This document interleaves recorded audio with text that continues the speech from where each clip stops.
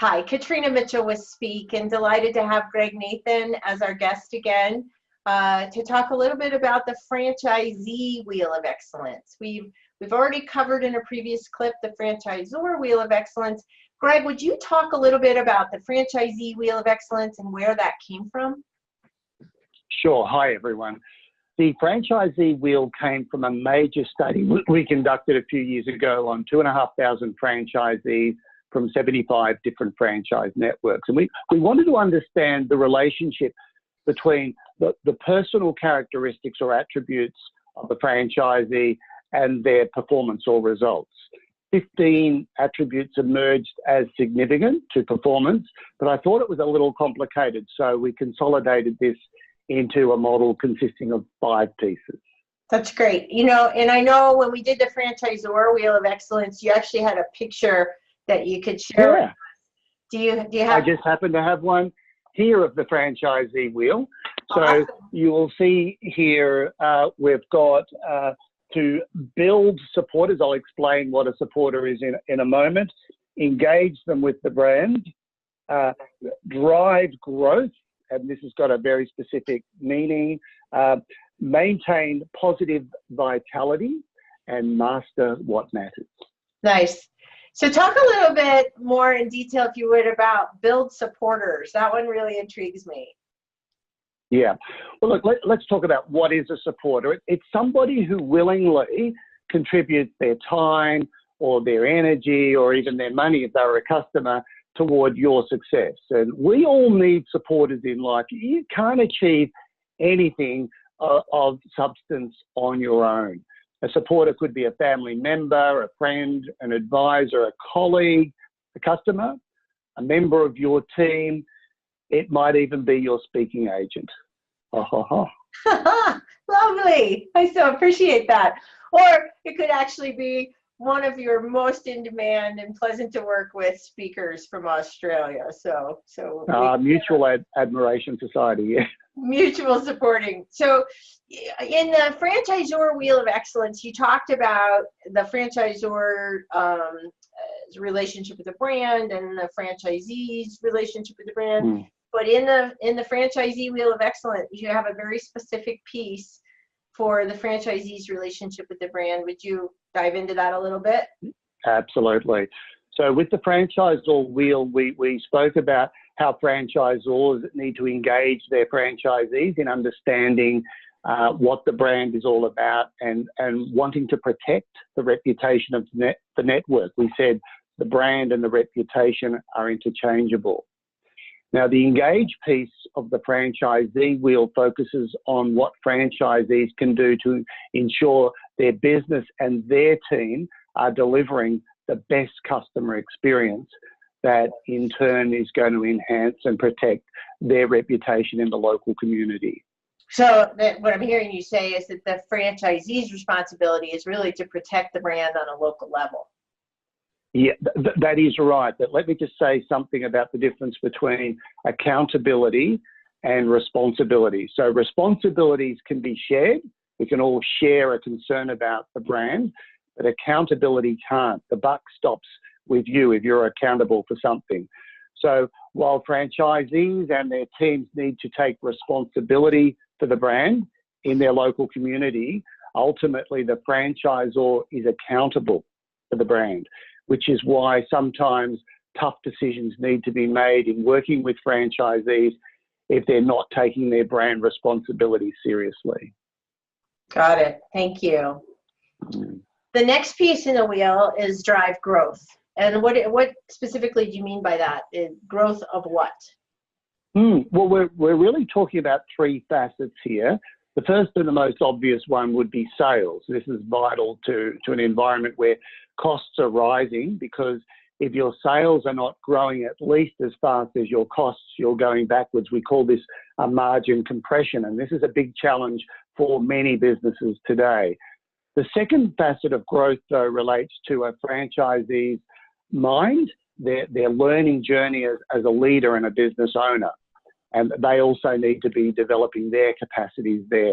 And the third facet is continually growing the capability of their team to be the best they can be. And many people today are talking about this as having a growth mindset. It's a word coined by a psychologist, Carol Dweck, and she refers to this.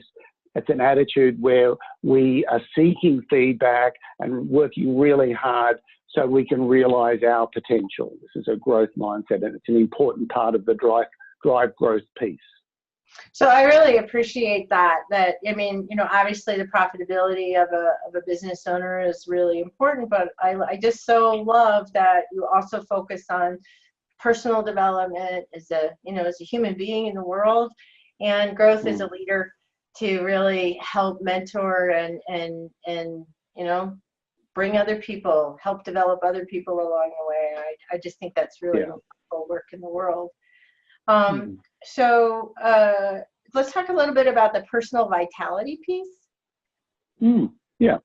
So personal vitality is absolutely critical, not just in business, but in life. I mean, try solving a problem or a challenge when you're feeling tired or worn out. It's not easy, is it? So when we've got high levels of personal vitality, a frustrating problem suddenly becomes quite an enjoyable challenge. And we're also more likely to notice and seek out opportunities when we've got high vitality, which of course is how we grow a business.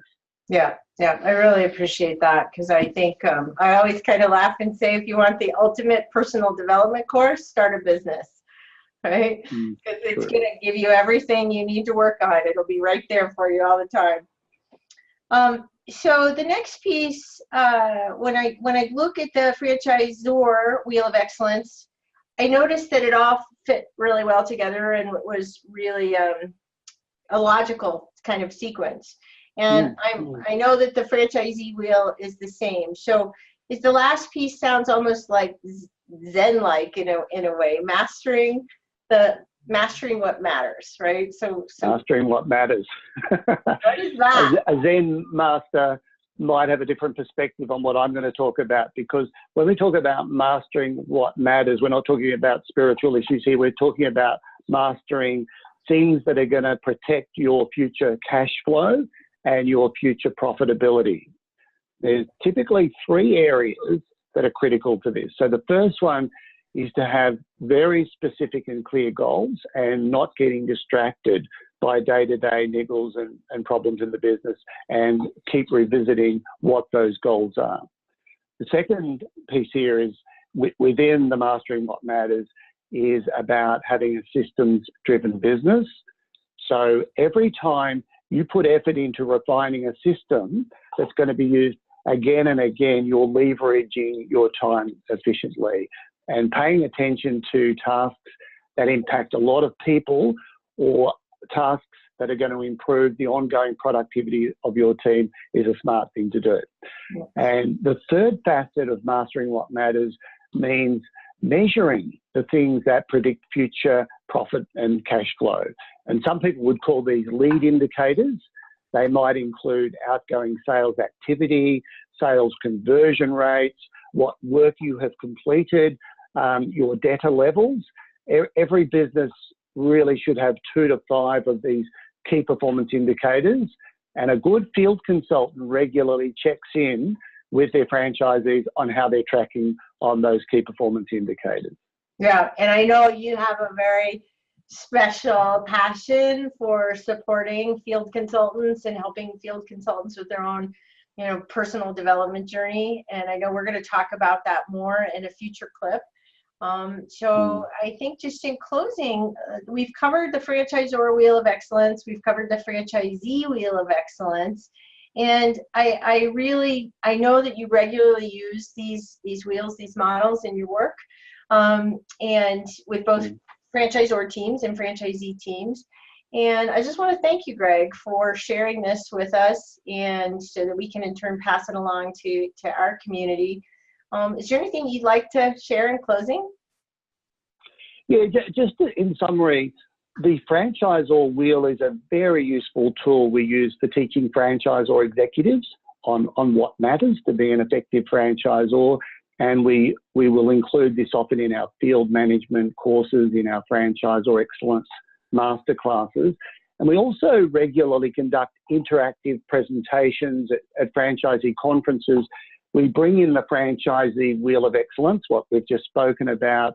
These sessions really open franchisee minds to issues they probably should be thinking about but don't. And it's really exciting to see the lights going on in people's minds when you're reminding them of the things that are important to success.